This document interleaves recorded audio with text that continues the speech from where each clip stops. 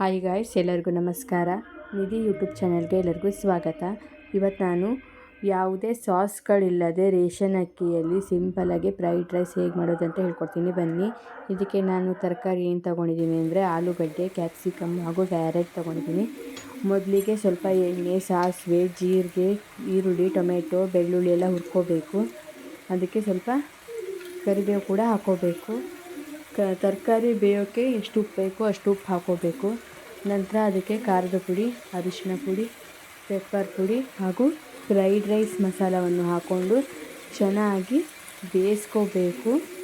ತರಕಾರಿ ಸಾಧ್ಯವಾದಷ್ಟು ಸ್ವಲ್ಪ ಚಿಕ್ಕದಾಗಿ ಹೆಚ್ಕೊಳ್ಳಿ, ತುಂಬ ಚೆನ್ನಾಗಿರುತ್ತೆ ಫ್ರೆಂಡ್ಸ್. ಯಾವ ಸಾಸ್ಗಳು ಕೂಡ ಅವಶ್ಯಕತೆ ಇಲ್ಲ. ಸಿಂಪಲಾಗಿ ಆರೋಗ್ಯವಾಗಿ ಫ್ರೈಡ್ ರೈಸ್ ನಾವು ಮನೆಯಲ್ಲೇ ಮಾಡ್ಕೊಂಡು ತಿನ್ಬೋದು. ನೋಡಿ, ತರಕಾರಿ ಚೆನ್ನಾಗಿ ಫ್ರೈ ಆದಮೇಲೆ ಅನ್ನ ಹಾಕ್ಕೋಬೇಕು. ನಿಮ್ಮ ಮನೇಲಿ ಯಾವ ಅನ್ನ ಮಾಡ್ಕೊತೀರಿ ಆ ಅನ್ನ ಹಾಕ್ಕೊಳ್ಳಿ. ಇದಕ್ಕೆ ನಾನು ರೇಷನ್ ಅಕ್ಕಿ ಯೂಸ್ ಮಾಡಿದ್ದೀನಿ. ನೀವು ಬೇಕಾದ್ರೆ ಬಾಸ್ಮತಿ, ಸೋನಾ ಮಸೂರಿ ಯಾವುದಾದ್ರೂ ಕೂಡ ಯೂಸ್ ಮಾಡ್ಕೋಬೋದು. ಇದು ತುಂಬ ಚೆನ್ನಾಗಿರುತ್ತೆ. ಬೆಳಗ್ಗೆ ತಿಂಡಿಗೆ, ಸಂಜೆ ತಿಂಡಿಗೆ ಹಾಗೂ ಮಕ್ಕಳಿಗೆ ಲಂಚಿಗೆ ಕಟ್ಟೋಕ್ಕೆ ತುಂಬ ಚೆನ್ನಾಗಿರುತ್ತೆ ಫ್ರೆಂಡ್ಸ್. ನೀವು ಒಂದ್ಸಲಿ ಮನೇಲಿ ಟ್ರೈ ಮಾಡಿ.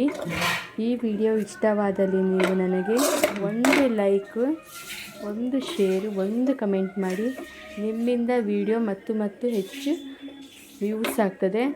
Thank you. ನೋಡಿ,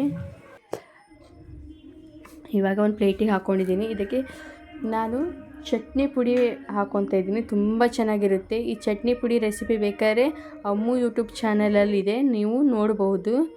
ತುಂಬ ಚೆನ್ನಾಗಿರುತ್ತೆ. ನೀವು ಒಂದ್ಸರಿ ನಿಮ್ಮ ಮನೇಲಿ ಟ್ರೈ ಮಾಡಿ. ತುಂಬ ಇಷ್ಟವಾಗ್ತದೆ, ಗ್ಯಾರಂಟಿ ನಾನೇ. Thank you for watching.